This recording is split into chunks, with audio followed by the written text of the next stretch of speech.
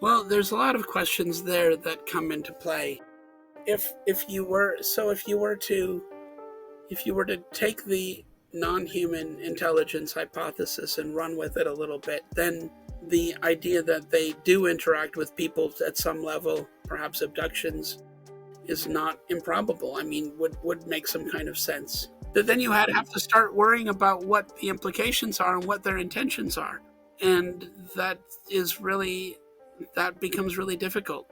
And I think that if they are operating, we don't know to what level they interact with humanity and what their intentions are, and are they able to control people's perceptions or desires to study this or desires to cover it up to some degree. I mean, what is the involvement here? What are the interactions? And I think that this whole topic, if the non-human aspects do turn out to be correct, then there's a whole other kettle of fish to worry about. I am here to discuss the so-called flying saucers. We know now that in the early years of the 20th century, this world was being watched closely by intelligences greater than man's. Did the CIA write Wind of Change by the Scorpions?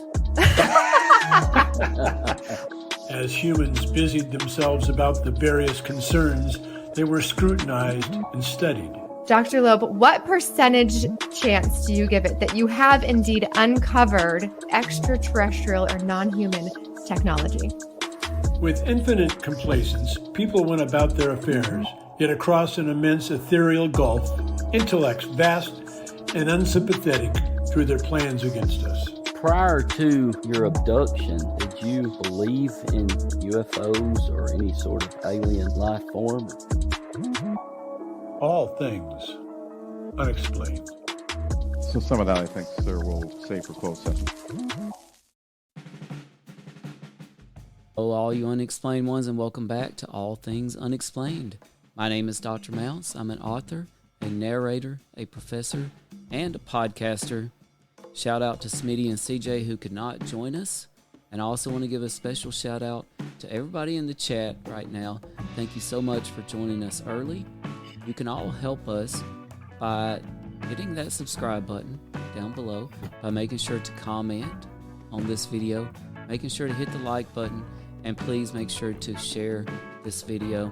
When you do that, it really helps us defeat the evil algorithms that are trying to prevent disclosure. So again, shout out to all the listeners in the chat, everybody watching the video. You're here to see special guest Kevin Knuth, a renowned physicist and researcher. You might recognize him from his appearance on television shows like Encounters and A Tear in the Sky, where he explored mysteries beyond our understanding. Dr. Knuth is also a key figure in UAPX, the organization dedicated to unraveling the secrets of unidentified aerial phenomenon. Everybody, please welcome Professor Kevin Knuth to the show. Thank you so much for having me. Okay, I think this would be a great time to get your reaction to an interview that Dr. Kirkpatrick did soon after his exit from AARO, in which he addressed the fact that the Nimitz encounter with the Tic Tacs was not in the AARO report. Let's have a listen. This comes to us via Mike Colangelo on Twitter. I testified multiple times on the fact that Tic Tac, there's some great eyewitness accounts of what is described as the Tic Tac. What was lacking is data, right? So I worked with one of the pilots to try to tease out a little bit more of what exactly was it that we were potentially witnessing, and by the descriptions of everything from water disturbance to motion, relative motion, and how you can maybe see what you're seeing. Unfortunately, what's going to happen is, I think that one my opinion is that one is going to remain unresolved because there is no data. There is no radar data. Allegations of the secret black helicopter that came and picked up the tapes. None of that happened. There's no evidence that somebody pulled the tapes off. What does happen, and this is why we had to change the data retention policy, was all of these platforms have fixed storage or a fixed amount of storage, and they only retain the data for any given mission, maybe a day, unless there is a problem with the platform that they use the data for diagnostics for. And then the next time that platform goes out, the data is overwritten. So there's no conspiracy in that. That's just how the military operates with these data tapes and whatnot. So we did write new policy that said, hey, look, if you're reporting a UAP, you have to save all of that data and transmit it to AARO within some period of time. So I think the Tic Tac is so far back in time, there's no data. And we went and looked for all the data. But the other thing that I asked around a bit, which I don't know, it certainly hadn't been answered by the time I left, was, there wasn't a lot of asking or questioning of other activities that might have been going on at the time, either naval activities or adversary activities. And both of those needed to be explored at that time, because records of when tests, for example, were done that far back in time may not be accurate or exist, and records of any adversary activity will be hard to track down for exact date and time stamps, right? And those are the kinds of things that you want to get. It's hard to disagree with a lot of that. I think his statement that the black helicopter that took all the data and that just saying that didn't happen, I think is extremely questionable, considering that people on the Nimitz said it happened. And I know some of these people. And some of those people had something to do with the data. So they said, there is no data, so yeah, that's the problem. There's no data. And whether the data was taken, whether it was on a short-term storage, at this point, it doesn't matter. There's no data. So we have to, you either take the word of the radar operator in describing what he saw, and that would be Senior Chief Kevin Day or Gary Voorhees, who worked with the Spy 1 radar system and worked on the reconstructions of what happened and described what they saw. I trust them, and I trust what they describe. And I trust Fravor when he says that this thing shot off like a bullet out of a gun. It was gone within 2 seconds. We did the calculation on how fast it would have had to accelerate for that to happen as well. And in all the cases that we looked at, the verbal description from Kevin Day about the objects dropping from 28,000 feet to sea level in 0.78 seconds, the object disappearing from view in less than 2 seconds from Fravor, and the actual video, all of them showed abnormally high accelerations. They ignore qualitative data. So data from eyewitness accounts. He's a physicist, and physicists want hard data. I don't think you can ignore it. I think he's choosing to ignore it. That's the problem. The data also exists. The data also exists for the Japanese airline case, JAL 1628, and Dr. Daniel Kumbe, who was at the Niels Bohr Institute, analyzed that in detail. In my paper, we only analyzed the summary of what was described. Daniel Kumbe took it a step further, actually got the radar data and analyzed that, and found accelerations of the large walnut-shaped craft, which was described by the pilot to be 3 747s in length, which is about the size of an aircraft carrier. Dr. Kumbe found that that thing was several instances accelerating up to 9,000 Gs with a top speed of 250,000 miles an hour. The 250,000 miles an hour will put you, that can get you to the moon in about 50 minutes, 50 minutes. You could go to the moon and have lunch and come back easily, and at those speeds and accelerations. At some point you don't know what to say anymore. And we're going to ignore Herman Oberth's claim about these things moving at 19 kilometers a second back in 1954. He said there were at least 50 radar records of that. Where are all these records? I mean, who has them? That's an important question. One of the many things that bothered me about the AARO report was that it just completely ignored the intimidation and the trauma that so many of these military personnel with the Nimitz and or the Princeton had to deal with. For example, Kevin Day and others, this literally was a traumatizing event that changed their lives. For some of them, it ruined their lives. And to just simply call this prosaic phenomenon for which there's no data and nothing really to see, it really does a disservice to these folks who were deeply affected by what they experienced. It all gets hard to explain, right? If you're just going to believe the Pentagon and AARO, then it gets hard to explain. I think the prosaic explanation here is that they are not telling the truth.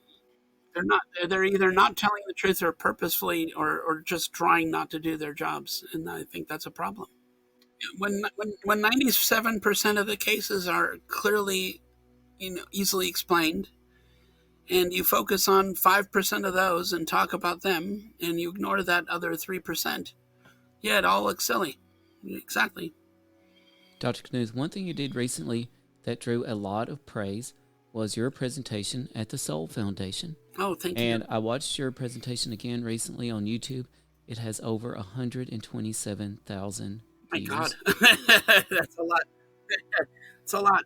Three of the things that really drew my attention from your presentation was the mention of USOs, unidentified submersed objects or submersible objects, so underwater, handheld nuclear reactors. So you have a friend apparently that's working on a new invention for a handheld nuclear reactor to attract UFOs, and the potential for some upcoming field expeditions. Right. Yeah, I did talk about USOs, and I have a little more information about that case from New Zealand that I'm now looking at in some detail. I mentioned that my colleague was working toward designing a new type of nuclear reactor, which he's now done some tests, and it actually works. This big. Pretty cool. But we don't really have plans. It was inspired by an idea. It was inspired by an idea at lunch where, it would be cool to use a nuclear reactor to try to lure in UFOs. It would not be safe to do this. You can't just run around with a nuclear reactor. I'm a professional physicist, and I know better, and he knows better, and he's designed this. Matthew Shadagas has designed this, and under with the university's approval, and he's followed all the safety procedures, and he's done a very nice job, very professional, and he's getting it patented. So it's a big deal. It's a really cool invention, and I wish him the best in getting it all working. I would love to use one if I could. I mean, the one that's this big, I think could conceivably power a house for 1 million years. So I mean, this is very possibly transformative. It's a big deal. And then let's see, field expeditions. Yeah, I'd love to do more field expeditions.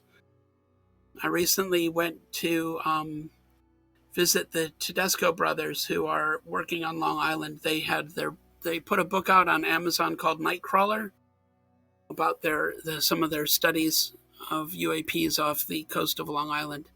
And I went observing for 2 nights with them about 2 weeks ago, which was great fun. I got to see their equipment, and we talked about equipment, and we didn't see anything, of course, but because you never do. Right? It's actually hard to. It takes some persistence, and they have a lot of energy and a lot of persistence, and I got to give them a lot of credit for that. That's pretty fantastic. I got to see some of their videos that they've taken, and some of them are really interesting and compelling. So, so they have collected some data, and we've talked about working together to some degree and collecting more. So I think I'd love to get some more of my equipment together and go back out with them and do some more observing this spring. That would be great fun.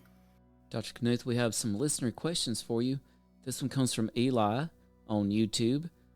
Jacques Vallée theorizes UAPs could be traveling interdimensionally. Very interesting theory, Eli says. Perhaps UAPs might give the scientific community the opportunity to test those advanced theories. Thoughts? Yes, that has been proposed. I'm not quite sure what it means to be interdimensional, and there are different ways to look at that. The theoretical work that I've done suggests that there are 3 dimensions, and that's it, period. And I have a hard time visualizing other dimensions, although there can be other ways to do things other than additional dimensions. And the multiverse is just one example.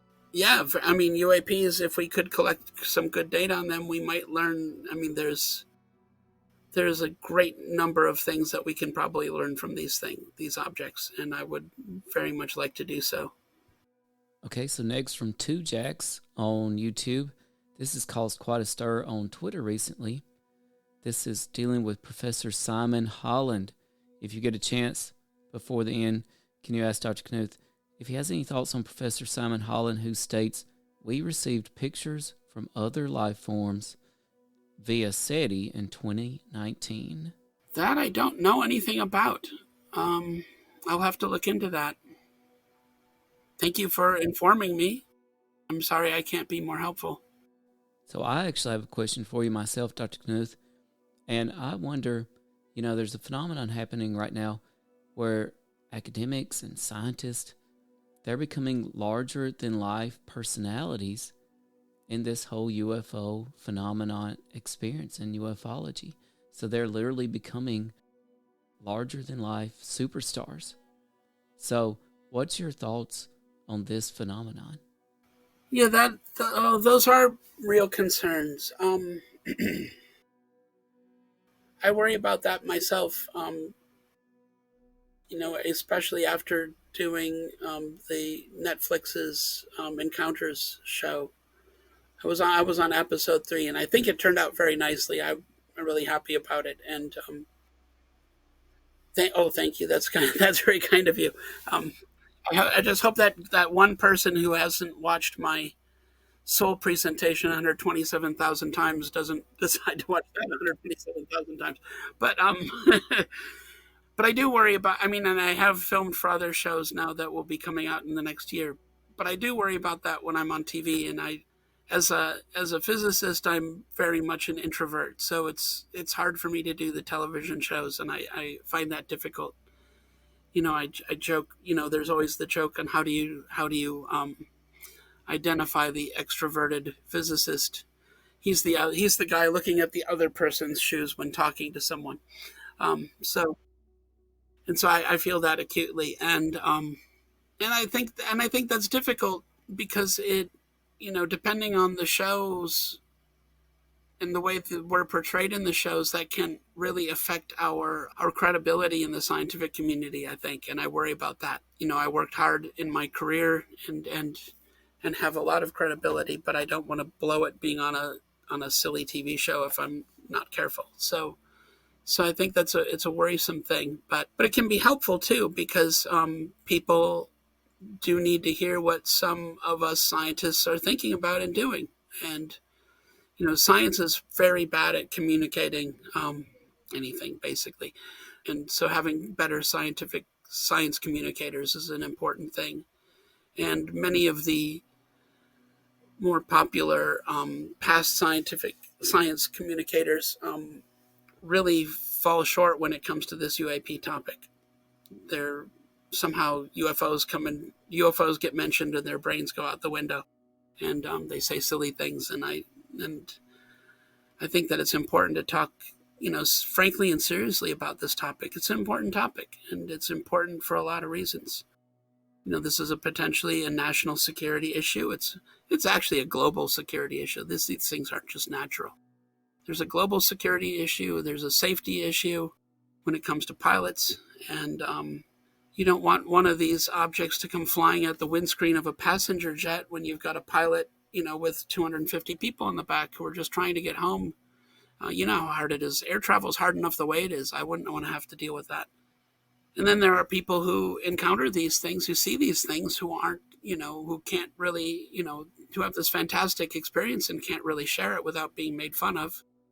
That's hard. And then there is the whole abduction phenomenon, which is not clear that that's nonsense either. I know several people now who have claimed to have been abducted, and it sounds entirely possible. I believe them, and I think that that's an issue too. And so then there are, and some of these people have these experiences have been traumatic and have had a huge effect on them in their lives. And to not be believed and not be able to share those experiences with others is really criminal. It's hard.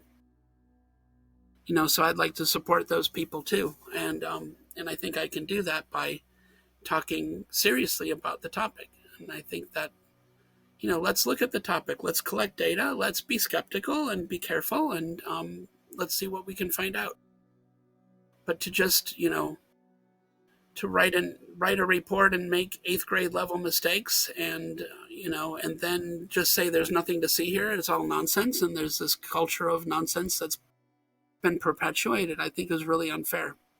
Going back on the abduction phenomenon, abductions are a natural extension of the UFO phenomenon. If we accept that there are these objects, then the next place we go is who's in control of them, and what are these beings in control of them, and what do they want, and what are they taking from us, if anything? What are they doing to us? So what's your thoughts on this natural extension of the abduction phenomenon and the UFO phenomenon in general, a connection between the beings that are actually in control of the craft? Well, there's a lot of questions there that come into play. If you were to take the non-human intelligence hypothesis and run with it a little bit, then the idea that they do interact with people at some level, perhaps abductions, is not improbable. I mean, would make some kind of sense. But then you have to start worrying about what their hello, Julie. But then you have to start worrying about what the implications are and what their intentions are, and that becomes really difficult. And I think that if they are operating, we don't know to what level they interact with humanity and what their intentions are, and are they able to control people's perceptions or desires to study this or desires to cover it up to some degree? I mean, what is the involvement here? What are the interactions? And I think that this whole topic, if the non-human aspects do turn out to be correct, then there's a whole other kettle of fish to worry about. Australia, hello. You guys are up early. Thank you. It's kind of you. We love our fans in Australia. We have more than one group of fans out there. And one of the things I love about our fans in Australia is that they are old school ufologists. In other words, they get out in the field and they look at the skies and they collect data, and that's how they do ufology. Well, I think we can collect our own data. This is what we're trying to do at UAPX, and my friends and colleagues are trying to do at, in the Galileo project, in the IFEX project in Würzburg, Germany, with Professor Hakan Kayal, and then and Beatrix Villarroel in the Vasco project. Well, she's looking at old data, old telescope imagery. But I think that, we can collect our own data and we can learn some things. Wow, and it's actually in the early afternoon, and I guess it's late here. I guess it's 11 p.m. here in New York, so yeah, it would be. I lost track of time. I flew in from California yesterday, so I'm still jet-lagged. I have no idea what time it is. I was in Big Sur, and the highway collapsed, and they had to evacuate us. We had to head out by half of the highway washed into the sea down the cliff, and then we had to be evacuated by convoy. It was quite exciting. Yeah. Was that a landslide? No, I don't know what caused it. Yeah, there was a landslide, but part of the highway cut along the cliff and had supports under it. And then, but that whole lane fell into the ocean.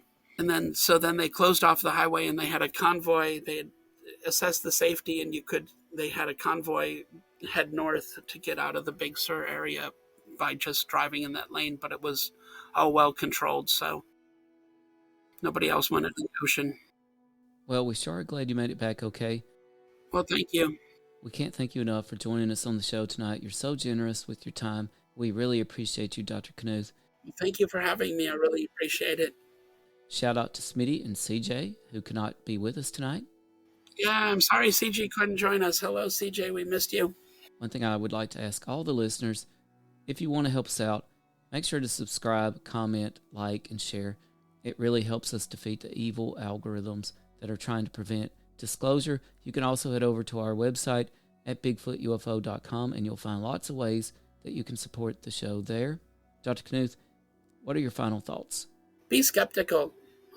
Be equally skeptical of people who tell you fantastical things as you, and be that same skepticism should be directed toward, Kirkpatrick and AARO and others. They need to provide evidence too. We need evidence. We need evidence because we need to figure out what's going on for real and get past this. As you were describing the people in Australia collecting, data from the skies, do it, please. Yeah, collect information. Multiple cameras simultaneously so you can triangulate. Let's find out what's going on. And I'm convinced that once we get several scientific groups out there collecting data, it won't take us more than 20 years to figure out what's going on. We can solve this. This is solvable. It's knowable. It's understandable. The truth is out there. And folks like Dr. Kevin Knuth are going to lead the way in finding the truth. He's putting in work. He's getting out in the field. He's doing legitimate science to pursue the truth of the UFO phenomenon, and we really appreciate him for doing it. Thanks to all the listeners out there. We really appreciate you. Remember, you can subscribe, comment, like, and share to really help us out, or visit bigfootufo.com for lots of ways to help us out.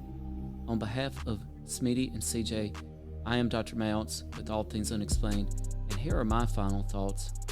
There was a time not that long ago where everyone around the globe believed that the Earth was the center of the universe. And thanks to scientists like Dr. Knuth, who were dedicated in their pursuit of the truth, no matter the cost, no matter the dangers, society was able to move forward.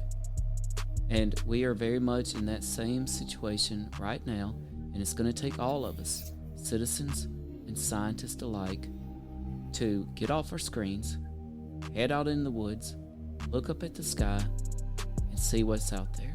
The truth is still out there.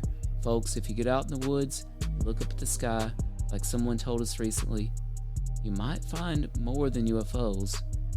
You might find a little bit more of yourself. Have a good night, everybody. Thank you. All Things Unexplained. What's your hot take on Travis Taylor?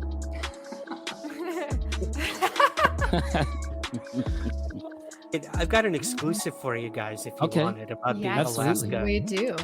Okay. Dr. Taylor was revealed to be the chief scientist of the UAP task force with the Pentagon.